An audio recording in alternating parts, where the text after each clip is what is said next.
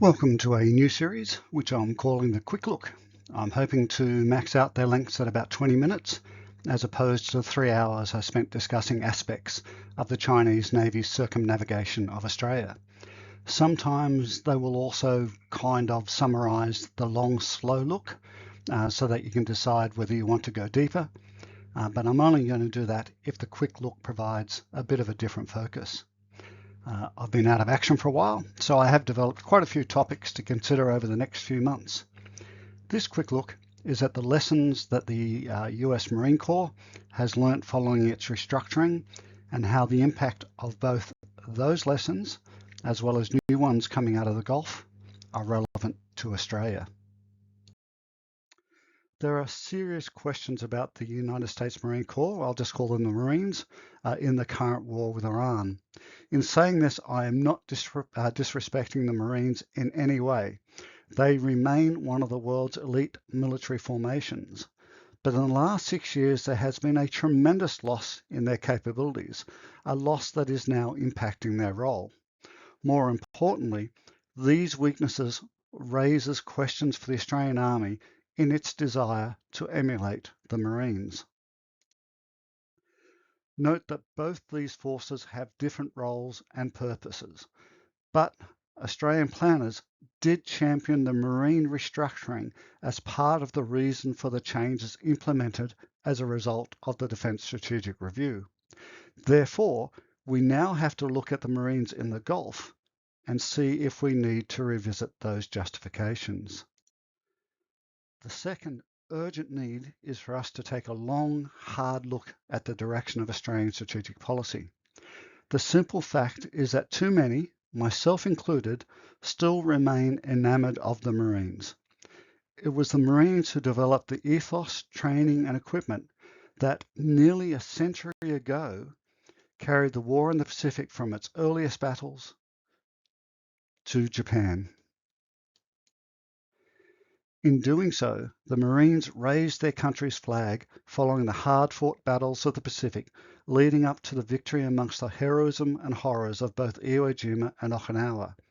They then carried on that prowess in Korea, Vietnam, and the Gulf Wars.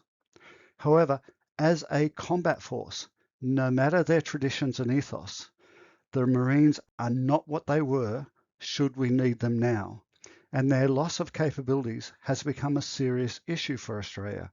It is another fact that we're simply not acknowledging, let alone discussing publicly. So how did we get here? The Marines were always the ground assault arm of the United States Navy. Then, in 2020, the Marines Commandant, General Berger, decided what the Marines would look like in 2030. He did so because he asked quite reasonably, what does the United States Navy want from the Marines? If that question was asked earlier, in say 1990, 2000 or 2010, the answer was simple. The United States Navy wanted the Marines to be their ground assault arm, to seize or defend whatever objective the United States Navy required. In 2020, Berger decided the answer was different. The United States Navy needed the Marines to provide a long-range strike capability initially against the Chinese. The reason it was required was that the United States Navy found itself in a relative decline against the Chinese. More importantly, for Australia, for at least the next 5 years, this relative decline is accelerating. The powerful Ticonderoga cruisers are steadily being decommissioned, and they will all be gone before the end of this decade. They are being replaced by the smaller Arleigh Burke destroyers. So too will be the 4 Ohio-class submarines that were converted to carry over 150 VLS cells armed with Tomahawk missiles. In total, the US Navy will lose nearly 1,500 VLS cells before it starts to recover in the years after 2030. This means that before it recovers, the number of VLS cells in the United States Navy will drop to below 8,000, perhaps more, as this number is dependent on a rather soft industrial base. Meanwhile, The increase in the size of the Chinese Navy will put it at least above 4,000 by 2030, and perhaps by as much as 9,000 by 2035. Equally, the United States Navy is spread across the world, while the Chinese Navy is concentrated in the Western Pacific. As good as the United States Navy is, they can't defeat geographic scale, and it will take weeks to concentrate ships in the Pacific, even if it is just to replace losses. So, the United States Navy needed to somehow replace its lost firepower. General Berger stood tall by answering his own question and instituted a revolutionary change for the Marines. They stopped being the Navy's heavy assault force, and instead he envisaged his Marines as light infantry, focused on providing the long-range strike capability the Navy needed. He named them littoral regiments, but his vision of the Marines saw them taking on the role of de facto ships using tomahawks, or at least that was the plan, and short to medium range naval strike missile variants. As you can imagine, it created a storm of criticism. So, like all true revolutionaries who will never have to bear the cost themselves, he destroyed any chance the Marines would have of subsequently reversing his new design. Within a year, he had not only disbanded every single tank unit within the Marines, he had also disposed of every one of their 400 plus tanks. Incredibly, he reduced their amphibious assault units by a third, though that may have more to do with the cost of the replacement for their old workhorse. Berger also emasculated his combat engineers. Just 1 year later, the Marines found themselves without their assault breaching or bridging equipment. The amount of artillery available for direct support was reduced by 75%. Under Force Design 2030, total Marine infantry strength was reduced by a third.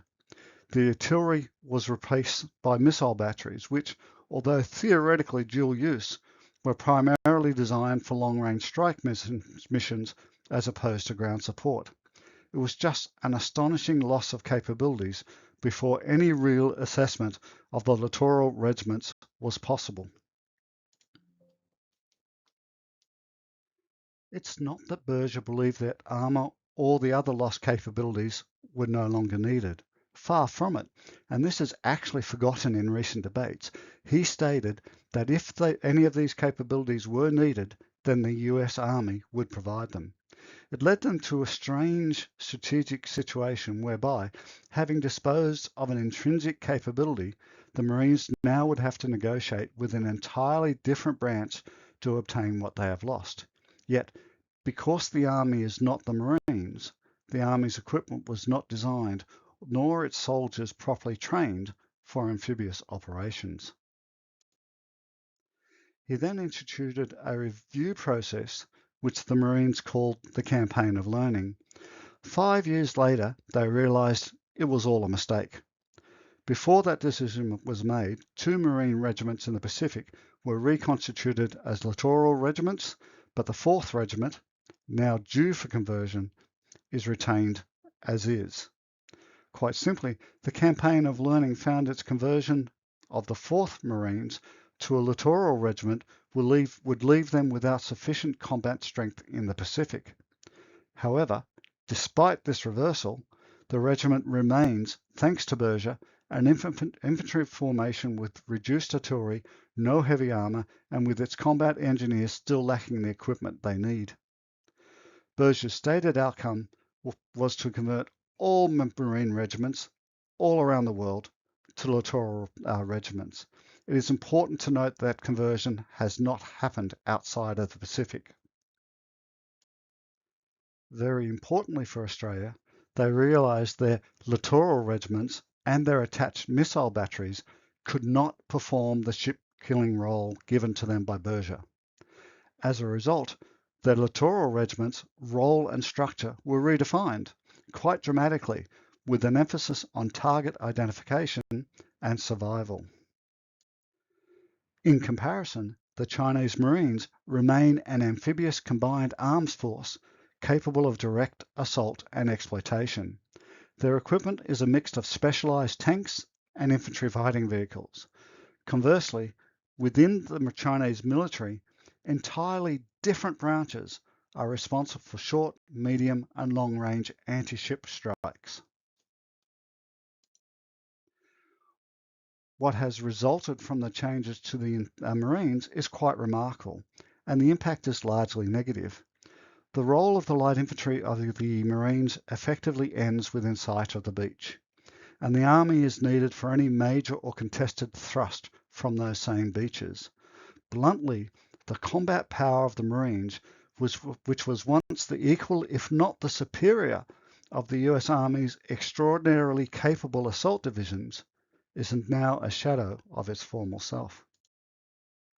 So in 2026, again, we have a very unusual situation whereby, unlike before Berger's reforms, two different branches, both the Marines and the Army, are required to launch a major amphibious assault. This has seriously compromised the Marines' ability to act unilaterally in the Gulf. This is not an attack on the Marines. The simple fact is that they, individually and as a corps, retain an ethos and standard that, if instructed to take or hold an objective, they will either do so or suffer heavy casualties trying. And that's the issue that's often ignored. There is a simple truism about combat that the war in Ukraine has only reinforced, not refuted. In taking or holding an objective, combined arms formations trade material for success. Light infantry trades lives. Which brings us up to the oft-discussed Karg Island. The island is less than 1/4 the size of Manhattan. Due to its small size, its importance to Iran, and its relative isolation, it is probably the only major objective that the Marines can take and hold given their current capabilities.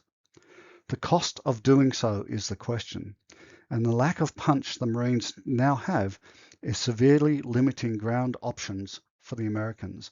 Again, we tend to ignore the inherent versatility the Marines' previous capabilities provided in projecting US military power. However, as I have previously noted, the Marines' combat engineers no longer have breaching capabilities, a major role of which is mine clearance. At the same time, the Army's equipment is not suitable for amphibious operations. Iran is neither a signatory to the treaty banning their use, and it has also publicly stated that there are minefields on the island. The Americans do have other options, but the simple fact is that if the Marines attack Karg Island, then Berger is fully responsible for any killed or maimed Americans due to lack of this equipment. Now, I'm going to provide a quote from the Marines' divisional commander during the First Gulf War. He said, "Just like on the beach, you had absolutely no cover. You had to depend on speed to get through the Iraqi minefields before an enemy artilleryman opened up with a barrage of steel rain." Now, I would note that it is now a different war with different weapons, but it is still the same kill zone. What happens on Karg Island or any other similar location assaulted by the Marines will almost certainly result in their victory. That's what Marines do. If an assault happens, however, Australia needs to watch closely. There's a whole range of issues of concern that should be discussed publicly and not kept secret as usual. This includes how serious are the casualty levels? Did the reduced manpower in the Marine battalions leave them with enough depth to absorb those casualties? Equally, does 3rd Brigade have enough depth for prolonged combat? What is the impact of the lack of breaching equipment? If the US Army provides those missing capabilities, such as breaching equipment, what were its strengths and weaknesses when used in an amphibious assault? If weaknesses are identified, are they relevant to the Australian Army? Can naval firepower provide the Marines with enough indirect fire support in a modern contested amphibious assault to overcome their loss of heavy direct fire weapons and possibly organic indirect fire capability. We'd also need to really consider the extent to which locally stored Iranian drones can impact fighting in such a restricted geographical area. Once more, as an example, way back in 2003, it took 4 months for the US Army to get 4 divisions in position for the attack on Iraq. Conversely, the Marines were already there in force with all their capabilities, and they only grew larger in those months. That's versatility. Now, as I said at the beginning, the Australian Army is not the Marines. It retains an integral combined arms brigade, though it has significantly less armour than was envisaged under the DSR due to cost cutting. However, the 2 previous combined arms brigades are now divided into a long-range strike brigade and supposedly 2 light infantry brigades. However, 1 brigade only has a single infantry battalion, so it's a bit of a joke to say we still have 3 combat ground brigades. These changes happened, in part, because we decided to emulate the Marines based on Berger's principles. The Marines have acknowledged it was a mistake, and the problems created from that loss of capabilities is now impacting America's military options. But again, that's something we're not talking about. There is obviously a need for anti-ship missiles on the ground, but the evidence from the Marines is that this capability should not be created at the cost of other capabilities. Berger's vision of changing the Marines to a ground-based long-range strike element, sinking ships across the Western Pacific, has proven to be, even with America's far superior resources to ours, largely a pipe dream. Instead, the Marines have become what they define as JTAC, or Joint Terminal Attack Controller, focused on sensing and communicating rather than ship killing. And let's not forget, most importantly, staying alive. And that's a serious issue for Australia. The Marines have found in their campaign of learning, as the Iranians are now learning the hard way, that survival for their long-range strike units is difficult. As an aside, I have this vision of an Iranian soldier driving his 3-ton truck loaded with drones out of one of their dispersed depots. Arriving at the planned launch site, he then pushes the proverbial launch button. If he is smart, or at least imaginative, he will immediately start doing Usain Bolt. In comparison, the Marines are better trained and have better equipment, and they are undoubtedly better protected. But the risk remains. Apparently, the campaign of learning has taught them that the risk is too high for them to push that button. As we have gone down the same path, largely due to the decline of our own Navy, despite the best efforts of its personnel, this vulnerability is something else we need to mitigate, or, at the very least, examine. Equally, for the Americans, they are finding it difficult to protect permanent installations, both their own and friendly, from long-range strikes by the Iranians. No matter that the Iranian drones and ballistic missiles are not too far advanced than what we saw from the V1 and V2 missiles used by the Germans in the Second World War. The fact is that if they simply throw enough, then sooner or later one will get through. In this form of attack, reconnaissance is almost irrelevant, as the target is fixed. This also applies to our own major installations in the north of Australia, especially the bare bases, and this vulnerability is something we talk about, but have taken almost no action to date.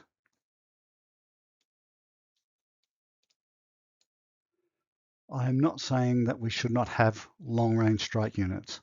I have repeatedly stated that Australia needs them, but with a greater emphasis on the mundane while not ignoring the exquisite. Another lesson from the Gulf is that it has shown the folly of over-reliance upon the exquisite. Iran, despite the most powerful precision-guided missile and bombing campaign undertaken by the United States, has absorbed the punishment and kept fighting. Perhaps more importantly, and this is a lesson for Australia, there are credible reports coming out of America that while overall stockpiles are still large, there are shortages amongst ships in the Gulf that are proving difficult to restock. Again, it's not about just having stockpiles, it's getting resupply to where it is needed. And the distances and available infrastructure in Australia compared to combat areas such as the Ukraine, as an example, are far more challenging. I am also not calling for a return to the old army structure. Far from it.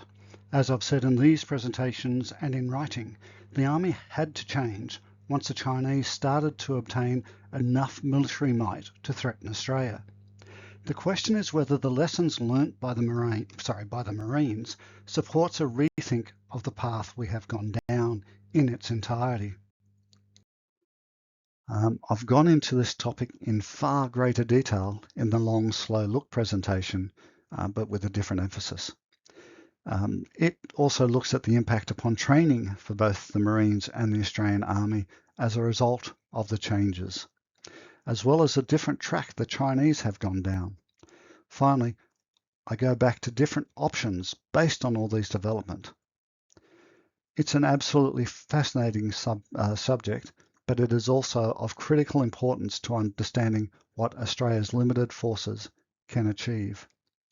Now, having said that, I am very aware that the Marines may suffer, or certainly will suffer casualties in the Gulf, and they may suffer excessive casualties due to these changes.